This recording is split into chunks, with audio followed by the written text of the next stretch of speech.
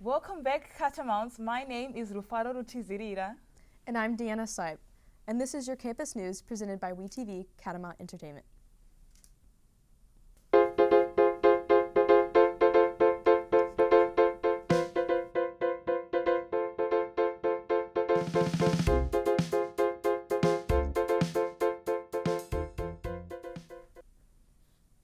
The spring semester is in full swing. Classes are ramping up and students are getting more active.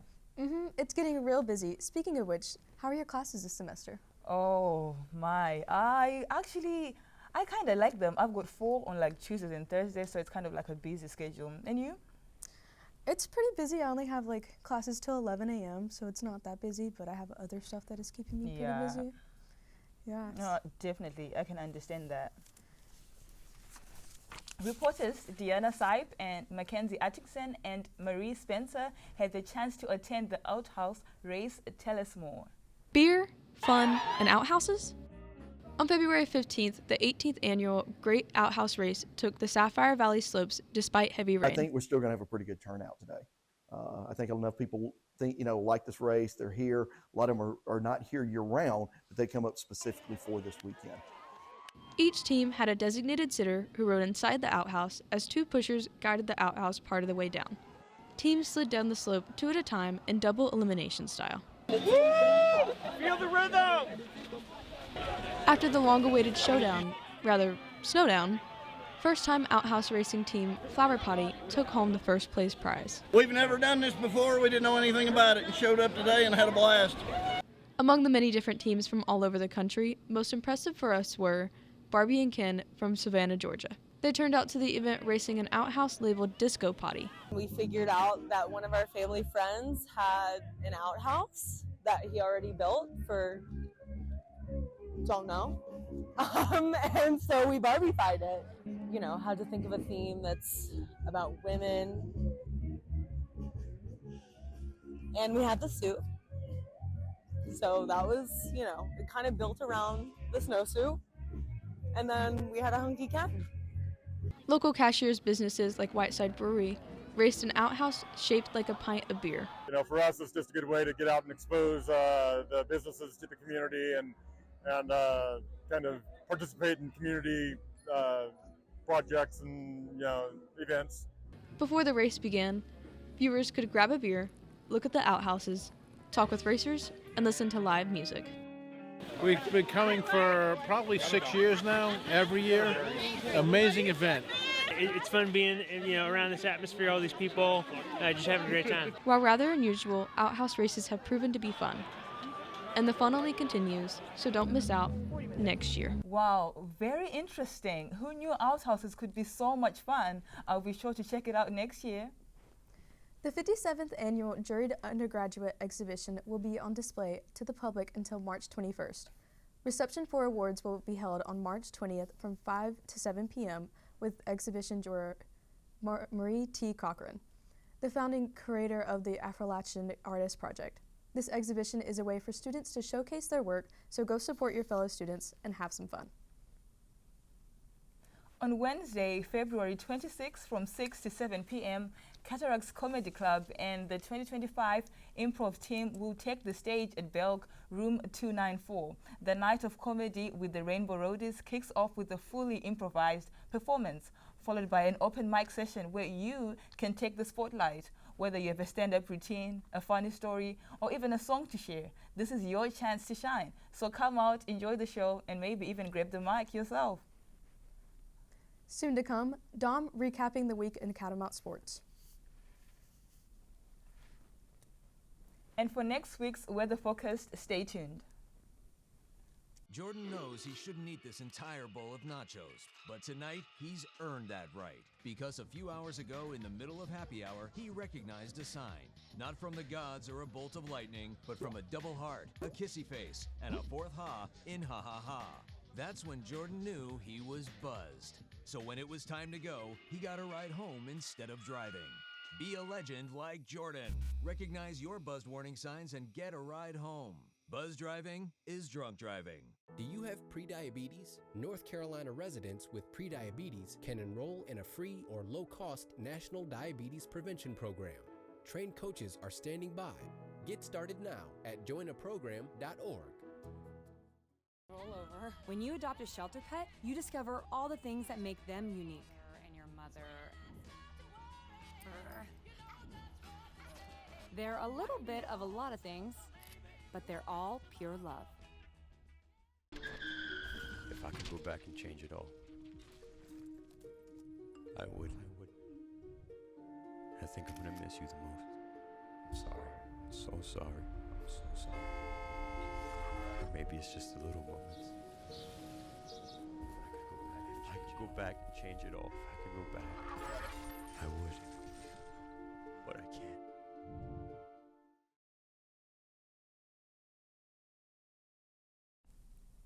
Want to know how far I'll go? Moana 2 is playing in the UC Theater Friday, February 21st and 22nd. Showtimes are at 6 p.m. and 9 p.m. These showings are free for students, so don't miss out on the reunion of Moana and Maui as they travel across the ocean once more. Join the fun on Tuesday, February 25 from 5 to 7 p.m. in the UC, room 214 for a game night with the Asian Students Association. Expect Jackbox games, classic board games, and plenty of friendly competition. And the best part, free food. Bring your friends or meet new ones for an exciting night of strategy, laughs, and great company. The music scene at Western Carolina has been on the rise. To tell us more, reporter Sophia Husseini. Hello, I'm Sophia Husseini, a student musician and reporter at WeTV. The past few semesters, I've noticed a growth in student-led bands playing gigs in the area, and I wanted to find out more behind this recent growth. To get a better idea of what sparked this renaissance, I decided to talk to Graham Patterson, the drummer for Plant and Bughouse, two bands who've led the wave. What was Western's music scene like when you first got here, and how much has it changed since you've been here? When I got here my freshman year, there was a weekly jazz jam that the commercial music and audio production musicians hosted. Moody Bridge was like the band here when we got here, and then we created our band that freshman year, and another band actually popped up called Frizzle. But so yeah, it was basically Moody Bridge and a jazz jam, and that was pretty much it before we started. And apparently that before Moody Bridge was here, it was a band called Porch 40, and they were playing here in the early 2010s. So like that first year that we were here, it was pretty much Moody Bridge, Plant, and Frizzle. People started to see that we could play out, and they were like, well, let's, why don't we do that? This past weekend at the Junction Pub, there were 4 bands on a ticket. It was PXTX, Non-Applicable, Social Constricted, and Bughouse, and all of those bands have formed within the past year or two. There's also Sam Underwood, who started a whole band. He's a solo artist, but he has created a band. Oh yes, Onyx are gnarly. They're one of the gnarliest groups I've ever met. Then there's a bunch of like solo artists and people that come out to an open mics and stuff nowadays. So yeah, stuff keeps pushing, and the music scene's growing, and I think what people really appreciate is that now they can go see other students play music, and I think that might be like an inspirational thing for people who are thinking about it. This is WeTV correspondent Sophia Husseini signing out. Back to you in the studio. I've never actually seen any of these bands live. Rufara, have you? No, I haven't. But I'm gonna make time for it and probably go see some live bands. But I have seen a lot of live sports happening. And now to Dom Sayeni for this week's Sports Roundup. Hello, Catamounts. I'm Dom Sayeni, your voice for Western Carolina sports. Despite the weather's dismay, spring is around the corner, meaning we are heading towards the climactic point of college hoops. As the SoCon tournament rapidly approaches, both WCU men's and women's teams are battling to secure a decent seed in the bracket as they close out the season. This past weekend, both teams came close but fell short in the doubleheader at home. On Wednesday, the men's team bounced back at the Ramsey Center to face off against Eastern Tennessee, the 5-11 Buccaneers. Cats forward Marcus Kell continued his excellent run form with 18 points, 17 rebounds, and 3 assists. The resilient Catamounts came out with the win, 76-67. On Saturday, the Cats created a winning streak, handling the Citadel and giving them their 17th straight loss. Unfortunately, on Wednesday, that streak came to an end with a close loss, 91-86 to 20 in 8 Chattanooga Mocs. This week has brought the team's record down to 8-18. The Catamounts player of the games were Marcus Kell with a career high in 31 points on 47 shooting.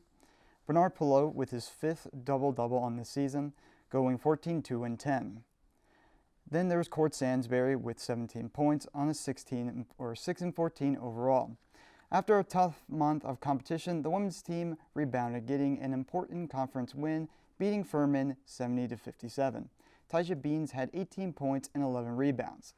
This would be the Cats' final home game of the season. Both teams will be looking to finish their season strong in the next week ahead. Moving over to baseball. The team started their season last Friday at Georgia Southern, facing them in a 3-game series over the weekend. Unfortunately, they came out that series without a win. However, the Cats then got a 10-7 win against USC Upstate at their home opener, improving their record to 1-3. The Catamounts will face Maryland at home on Friday, Saturday, and Sunday, and will look to keep the positive momentum going. The game starts at 1 p.m.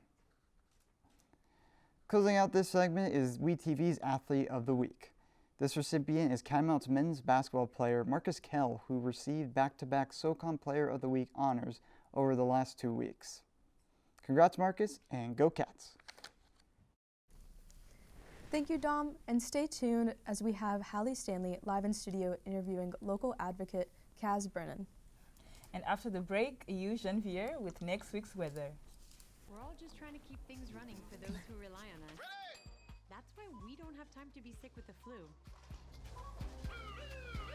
And especially this year, no one has time to get sick.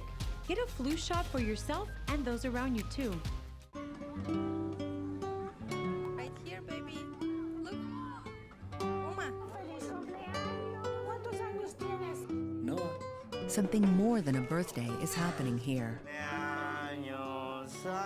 Once you can see it, you can help. The sooner you recognize the signs of autism, the sooner you can make a lifetime of difference for your child. Start by answering a few simple questions at screenforautism.org. Multiple studies have shown that marijuana can slow both driver reaction and response time, which can be really dangerous. He's here. He's here. Wait. What? I can't drive. Why? My. Oh.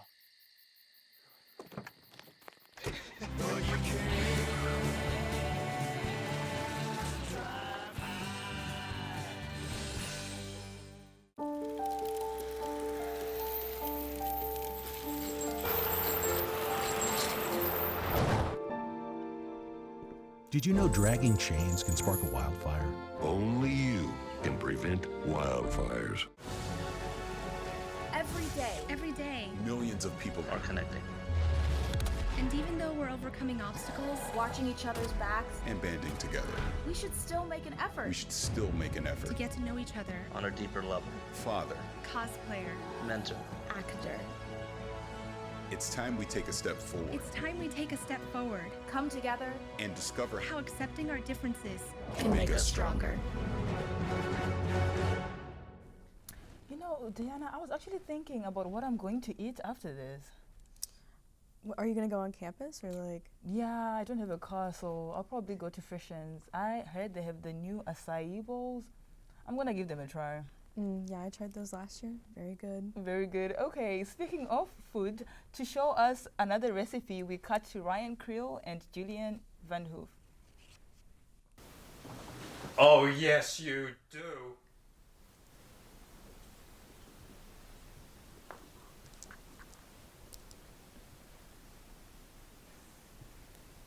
Where did he go?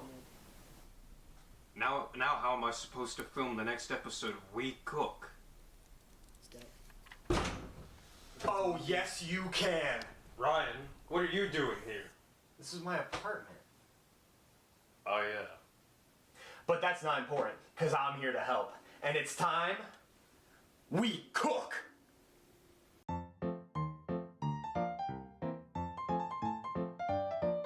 For ingredients, you're going to start with the shrimp. You're going to follow that up with the chipotle peppers and adobo sauce. And then lastly, you're going to go to the fire roasted Dude, I forgot the tomatoes.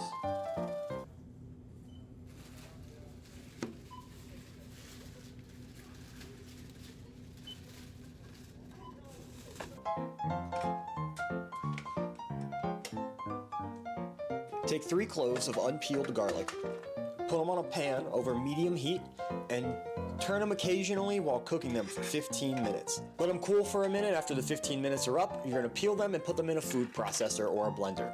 You're gonna put the garlic, the fire roasted tomatoes, and about 3 roughly chopped chipotle chilies in. You're gonna blend it until it's smooth.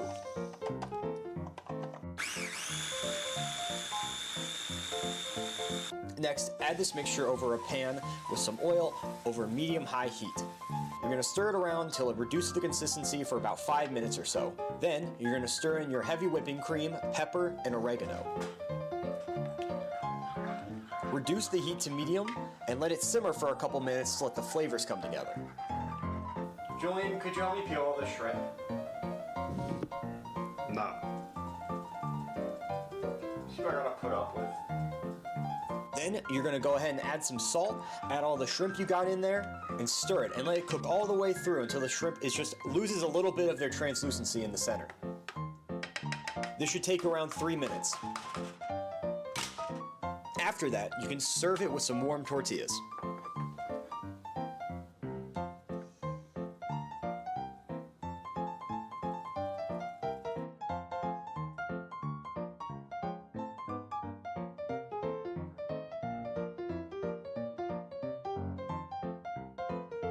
And there you have it, Chipotle cream shrimp tacos in just 25 minutes. Dude, it's been like 2 hours. Again, Chipotle cream shrimp tacos in 25 minutes. Thank you for watching. Thank you, Julian and Ryan, for giving me inspiration for what I'm having for dinner tonight. On March 4th, Hunter Library will be hosting a Cherokee Stories to Tell in the Dark event. Experience spine-chilling supernatural tales told by storyteller and Eastern Band of Cherokee Indians member, Kathy Littlejohn. This event will be held from 3:30 until 4:45 p.m. in the Hunter Library main floor. An event you don't want to miss. Solstice, a winter circus experience. This breathtaking performance will take place on Thursday, February 27 at 7:30 p.m. in the Bardo Arts Center Performance Hall. Solstice tells the story of a character who has lost his inner light, sending him on a surreal journey through a world where memories come to life. With acrobatics, stunning visuals, and even snow, this is a show designed to spark wonder and nostalgia. Doors open 30 minutes before the show, and tickets are available now at arts.wcu.edu/tickets. Coming up, we have our very own Hallie Stanley interviewing local advocate Kaz Brennan. Kids will be kids, which just goes to say kids will be curious. They get into everything, everything. If there's a loaded firearm in the house, they could get their hands on that too. Keeping firearms locked, unloaded, and stored separately from ammunition in a place inaccessible to kids can help keep your loved ones safe from family fire. Safe gun storage saves lives.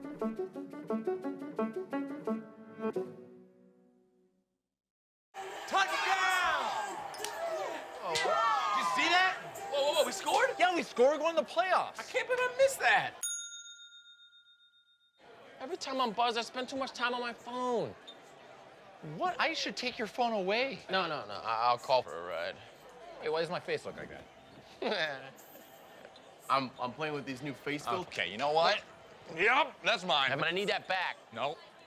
Kevin! Hey, Bobo, do trees tell each other stories? I'm sorry. I'm afraid I don't know that. Hey, why don't we go find out? Listen. Do clouds take naps? I couldn't tell you. Dad, do stars visit their friends? Look!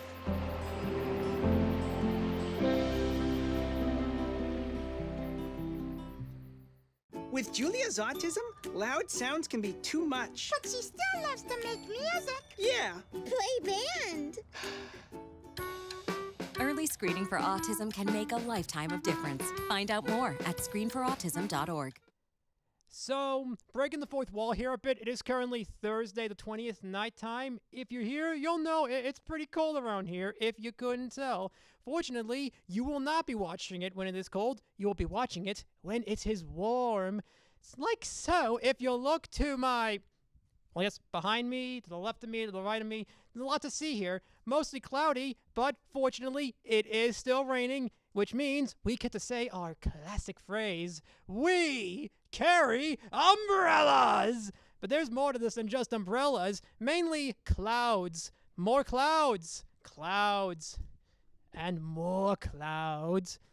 Fortunately, this is actually a bit misleading. As you will see, it says partly sunny here for Monday, and that's true for most of the first half of the week, and the second half is mostly cloudy. If you think this is frustrating, imagine me having to make that. Fortunately, it's rarely freezing other than sometime in the mornings of Thursday and Friday. Very warm. Still not quite laying out on the hills sunny weather, but you know what? We're getting closer and closer by the day. Oh, so close, and I will look forward to that, cherishing it, just like you can look forward to what comes next. Back to you. Thank you. In studio, we have Hallie Stanley interviewing Kaz Brennan. Hey Catamounts, I'm Hallie Stanley, and today I'm here with Kaz Brennan. Kaz, how you feeling? Tell me a little bit about yourself. What's your major and your... Yeah, thank you for having me on here, Hallie. My name is Kaz Brannon. I'm a history major and philosophy minor, and I'm a junior. That is awesome. We had history together for one of our classes with Dr. Ferguson. Shout out, Dr. Ferguson. So, is there anything you're involved with on campus? Yeah, so currently I am involved with the Trans Plus Student Union. I am the public liaison, so I do a lot of outreach, networking, all those kinds of associated things. That's awesome. And in your involvement on campus, have you encountered any issues that resonate with you the most? Yeah, so there have definitely been a few instances on campus where we've had some people come in to express their own kind of thoughts and opinions that didn't align with a lot of student thoughts and opinions. Those could be very frustrating and emotionally upsetting events, and those definitely have been brought to my attention and have impacted me personally. Right. Speaking of advocacy, is it important within a college campus to have that sort of element? Oh, absolutely. Yeah. You're not just here for education, you're here to kind of transition into an adultier life. You're here to experience like a slice of the real world without being thrown in the deep end, as it were. So definitely dipping your toes in all sorts of different things. Advocacy as one of them is super important. Right, that's a really good point. I was talking about that the other day, like college makes you a more well-rounded person and gives you a backbone to give a voice in what you believe in is right. What impact do you believe advocacy has on your college campus right now? Yeah, so it's all about community. It's all about being together, forming your network groups, finding friends, finding people that are like-minded, that you feel comfortable and safe with, and that's the foundation of advocacy. Right, that's a really good point too. Community, always need it. In your opinion, what challenges do you think students face the most when trying to advocate for their causes on campus? So personally, with efforts as a student and as a registered student organization, it's been difficult with challenges around communication between higher-ups, admin, and students. Especially right now, we realize that there is a lot of unknowns floating around, which can make it difficult for both sides. And so just waiting for communication and all clears and just information in general is can be frustrating. Yeah. Well, thank you, Cass, for your time. Thank you. It's been a really fun conversation. It's nice talking to you again. Yeah. Back to you at the desk. Thank you, Hallie. Thanks for joining us for Campus News Updates. I'm Deanna Sipe. Join us next week for what's coming next, and as always, Go Cats!